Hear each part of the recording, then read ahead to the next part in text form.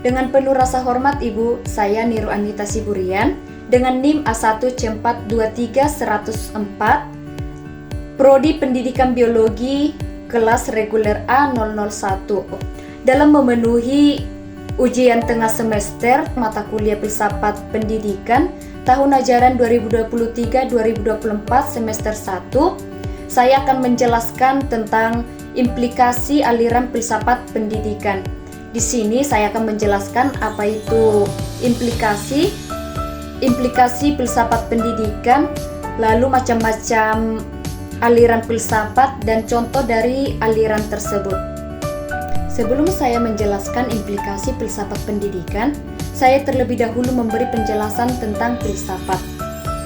Secara sederhana, filsafat dapat diartikan sebagai berpikir menurut tata tertib, dengan bebas dan dengan sedalam-dalamnya, sehingga sampai ke dasar suatu persoalan, yakni berpikir yang mempunyai ciri-ciri khusus seperti analisis pemahaman, deskriptif, evaluatif, interpretatif, dan spekulatif. Apa itu filsafat pendidikan?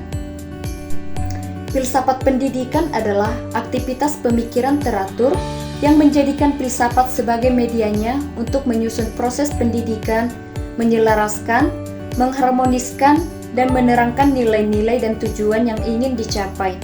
Jadi, terdapat kesatuan yang utuh antara filsafat pendidikan dan pengalaman manusia. Filsafat pendidikan juga dapat diartikan sebagai ilmu yang mempelajari sekaligus bisa melahirkan pengetahuan baru, sains, dan melahirkan cabang ilmu baru. Dilihat dari proses kerjanya, filsafat pendidikan sebagai proses berpikir manusia yang bertujuan untuk memperoleh kearifan dan kebijakan. Implikasi merujuk pada konsekuensi atau hasil yang mungkin terjadi sebagai akibat dari suatu peristiwa keputusan atau tindakan tertentu. Dalam konteks umum, implikasi mengacu pada dampak atau arti yang terkandung dalam suatu situasi atau perbuatan. Implikasi sesungguhnya adalah suatu akibat yang muncul atau terjadi karena sesuatu hal. Pemaknaan kata implikasi tergolong luas dan bervariasi, namun sering berhubungan dengan penemuan atau hasil penelitian. Implikasi aliran filsafat pendidikan merujuk pada konsekuensi atau dampak praksis yang timbul dari penerapan suatu aliran filsafat tertentu dalam bidang pendidikan. Setiap aliran filsafat memiliki pandangan dan nilai-nilai filosofis yang mendasarinya, serta penerapannya dapat memiliki dampak yang signifikan pada metode pengajaran, pengembangan kurikulum, evaluasi siswa, interaksi pendidik dengan peserta didik.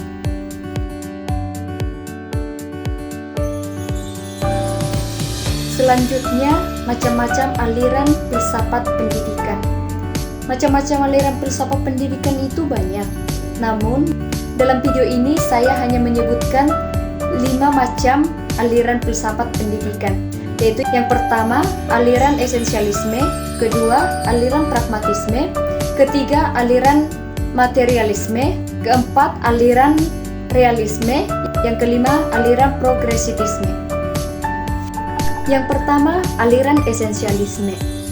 Aliran filsafat ini menekankan pentingnya pendidikan yang berpijak pada nilai-nilai yang memiliki kejelasan dan kestabilan. Dalam konteks pendidikan, esensialisme adalah pendekatan yang menekankan pembelajaran inti atau esensial dalam kurikulum. Implikasi aliran esensialisme yang pertama, kurikulum yang tertumpu pada inti. Esensialisme mengarah pada pengembangan kurikulum yang fokus pada pembelajaran mata pelajaran. Materi ini dianggap sebagai pengetahuan dasar yang diperlukan oleh setiap peserta didik. Kedua, pengajar sebagai otoritas. Guru memiliki peran sentral dalam metode pengajaran esensialisme. Mereka dianggap sebagai otoritas yang mengajar pengetahuan esensial kepada peserta didik. Yang ketiga, pengujian dan evaluasi yang ketat. Implikasi lainnya adalah penggunaan tes dan evaluasi yang ketat untuk mengukur pemahaman siswa terhadap materi inti. Yang keempat, kurangnya fleksibilitas. Kritik terhadap esensialisme adalah kurangnya fleksibilitas dalam mempertimbangkan kebutuhan individu dan perkembangan peserta didik. Kedua yaitu filsafat pragmatisme. Pragmatisme berasal dari kata pragma dalam bahasa Yunani, yang berarti tindakan atau perbuatan. Pragmatisme adalah suatu aliran yang mengajarkan bahwa yang benar, apa yang membuktikan dirinya sebagai benar, dengan perantara akibat-akibatnya yang bermanfaat secara praktis. Aliran filsafat pragmatisme merupakan aliran paham dalam filsafat yang tidak bersikap mutlak atau absolut, tidak doktrin, tetapi relatif tergantung kepada kemampuan manusia. Inti dari filsafat pendidikan yang berwatak pragmatisme adalah pengetahuan yang benar adalah pengetahuan yang berguna, dan hasil dari pendidikan adalah berfungsi bagi kehidupannya. Karena itu, pendidikan harus didesain secara fleksibel dan terbuka. Maksudnya, pendidikan tidak boleh mengurung kebebasan berkreasi anak, lebih-lebih membunuh kreativitas anak. Adapun tokoh-tokoh filsafat pragmatisme, yang pertama yaitu Charles Sandre Peirce, yang kedua William James, yang ketiga John Dewey. Pendidikan yang mengikuti pola filsafat pragmatisme akan berwatak humanis, dan pendidikan yang humanis akan melahirkan manusia yang humanis pula. Jadi, penganut aliran pragmatisme adalah hakikat pendidikan itu sendiri adalah memanusiakan manusia. Adapun tujuan pendidikan pragmatisme. Tujuan pendidikan pragmatisme adalah menumbuhkan jiwa yang aktif dan kreatif, membentuk jiwa yang bertanggung jawab sosial, dan mengembangkan pola pikir eksploratif yang mendirikan pada anak. Dengan tujuan tersebut, pola perkembangan anak-anak akan berjalan sesuai dengan pilihan hidup yang telah direncanakan. Ajaran pragmatisme lebih mengutamakan metode pemecahan masalah serta metode penyelidikan dan penemuan. Kelebihan dan kelemahan aliran filsafat pragmatisme. Kelebihannya yang pertama yaitu melahirkan manusia yang humanis. Kedua, mampu mendorong dan memberi semangat pada seseorang untuk berlomba-lomba membuktikan suatu konsep lewat penelitian atau eksperimen, sehingga muncul temuan-temuan baru dalam dunia ilmu pengetahuan yang mampu mendorong secara dahsyat terhadap kemajuan di bidang sosial ekonomi. Kemudian kelemahannya. Kelemahannya yang pertama yaitu pragmatisme tidak mau mengakui sesuatu yang bersifat metafisika dan kebenaran absolut atau kebenaran tunggal. Hanya mengakui kebenaran apabila terbukti secara alamiah. Yang kedua, pragmatisme begitu menganut kemampuan akal dalam mencapai kebutuhan kehidupan, maka sikap-sikap semacam ini menjurus kepada ateis. Yang ketiga, karena yang menjadi kebutuhan utama dalam aliran pragmatisme adalah sesuatu yang nyata, praktis, dan langsung dapat dinikmati hasilnya oleh manusia, maka pragmatisme menciptakan pola pikir masyarakat yang materialis. Yang ketiga adalah aliran filsafat materialisme. Materialisme adalah suatu aliran dalam filsafat yang pandangannya bertitik tolak pada materi.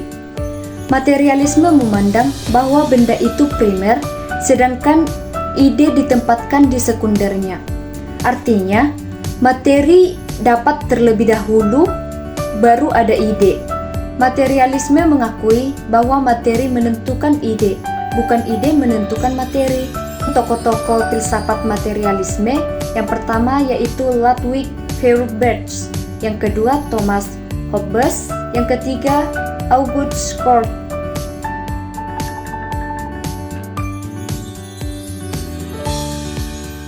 Implikasi aliran filsafat pendidikan materialisme.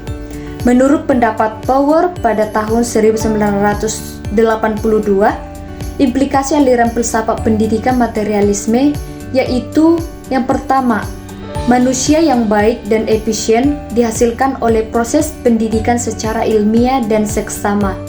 Yang kedua, tujuan pendidikan merupakan perubahan perilaku, mempersiapkan manusia sesuai dengan kapasitasnya untuk tanggung jawab hidup sosial dan pribadi yang kompleks.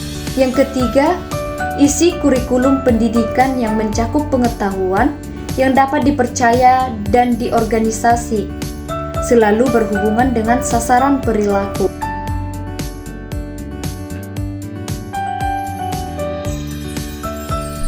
Yang keempat adalah aliran realisme.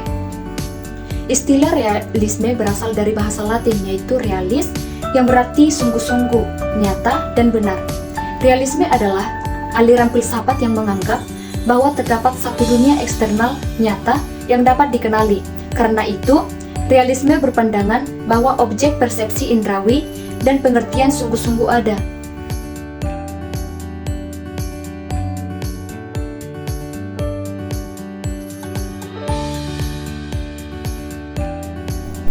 Yang kelima yaitu aliran progresivisme. Aliran progresivisme merupakan suatu aliran dalam filsafat pendidikan yang menghendaki adanya perubahan pelaksanaan pendidikan secara cepat menuju arah positif. Dalam pandangan progresivisme, belajar harus dipusatkan pada sisi peserta didik, bukan pendidik atau bahan pelajaran. Aliran progresivisme ini adalah salah satu aliran filsafat pendidikan yang berkembang pada permulaan abad ke-20 dan sangat berpengaruh dalam pembaharuan pendidikan yang didorong oleh terutama aliran naturalisme dan eksperimentalisme. Penyebutan nama progresivisme sering disebut salah satu dari nama-nama aliran tadi.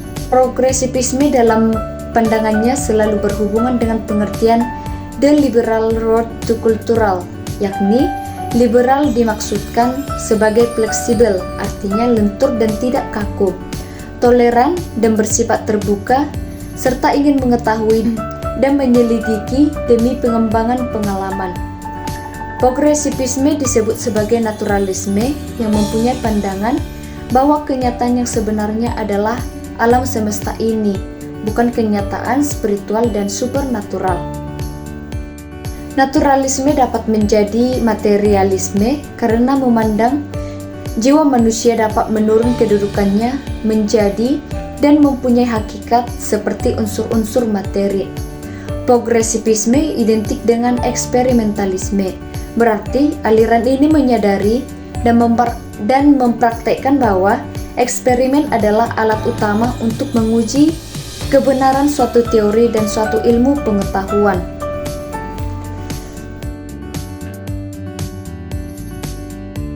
Implikasi dari aliran progresivisme meliputi 1. Pembelajaran yang berpusat pada siswa. Guru berperan sebagai fasilitator dan pembelajaran didasarkan pada minat, kemampuan, dan kebutuhan siswa. Contohnya adalah penggunaan pendekatan proyek, di mana siswa dapat memilih topik yang mereka minati dan bekerja dalam kelompok untuk memecahkan masalah. Yang kedua, pembelajaran kolaboratif. Progresivisme mendorong kerjasama antara siswa. Contohnya adalah pembelajaran berbasis kelompok, di mana siswa belajar bersama dan berbagi ide. Yang ketiga, pengembangan kreativitas. Progresivisme mempromosikan pengembangan kreativitas siswa. Contohnya, siswa dapat mengungkapkan diri mereka melalui seni, teater, atau proyek-proyek kreatif. Yang keempat, evaluasi yang holistik. Penilaian dalam progresivisme lebih fokus pada perkembangan keseluruhan siswa daripada tes standar. Guru dapat menggunakan berbagai alat evaluasi seperti portofolio, observasi, dan proyek untuk mengukur kemajuan siswa. Yang kelima yaitu keterlibatan aktif siswa. Siswa diajak untuk aktif dalam pembelajaran mereka. Contohnya, dalam pembelajaran sains, siswa mungkin melakukan eksperimen dan pengamatan sendiri. Aplikasi progresivisme ini bertujuan untuk menciptakan lingkungan pembelajaran yang lebih relevan dan berfokus pada pengembangan pribadi siswa, yang berbeda dari pendekatan tradisional yang lebih berpusat pada guru dan kurikulum yang ketat.